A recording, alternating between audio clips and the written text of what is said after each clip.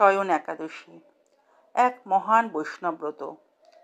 একাদশী ভক্তের প্রাণের ব্রত, কিন্তু এই একাদশী একদম আলাদা। কারণ আজই সেই দিন যেদিন স্বয়ং বিষ্ণু শয্যা গ্রহণ করেন, ঘুমিয়ে পড়েন 4 মাসের জন্য। শয়ন একাদশী হলো আষাঢ় মাসের শুক্লপক্ষের একাদশী, যেদিন ভগবান শ্রী বিষ্ণু যোগনিদ্রা গ্রহণ করেন এবং দেবশয্যাকালের সূচনা হয়। এই দিন থেকে শুরু হয় চাতুর্মাস ব্রত, 4 মাসের বৈষ্ণবীয় কঠোরতা, ব্রত ও নির্জনতা। শাস্ত্রমতে এই একাদশী থেকে ভগবান ক্ষীরসাগরে অনন্ত শয্যায় শুয়ে পড়েন এবং কার্তিক মাসের একাদশী প্রবোধিনী একাদশী পর্যন্ত ঘুমিয়ে থাকেন।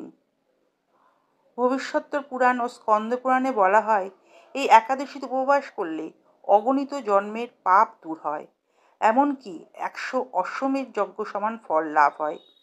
এই সময় দেবতারা, ঋষিরা ও বৈষ্ণব ভক্তরা বিষ্ণুর চরণে নিবেদন করেন, প্রভু আপনি ঘুমিয়ে থাকুন, আমরা জেগে থাকব আপনার ভক্তিতে।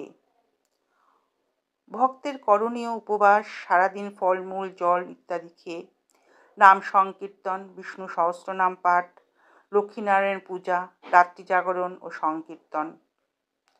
বিষ্ণুর বিছানা তৈরির প্রতীক রূপে তুলসী পাতা দেওয়া হয়। এই একাদশীর আরেকটি নাম দেবশয়নী একাদশী।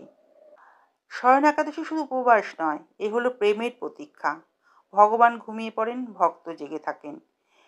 এই সময় আমাদের আত্মশুদ্ধির, আত্মসংযমের এবং পরম প্রেমের প্রশিক্ষণ। 4 মাস পরে যখন ভগবান জাগবেন, ভক্তর জীবনেও আসবে আলোকের জাগরণ।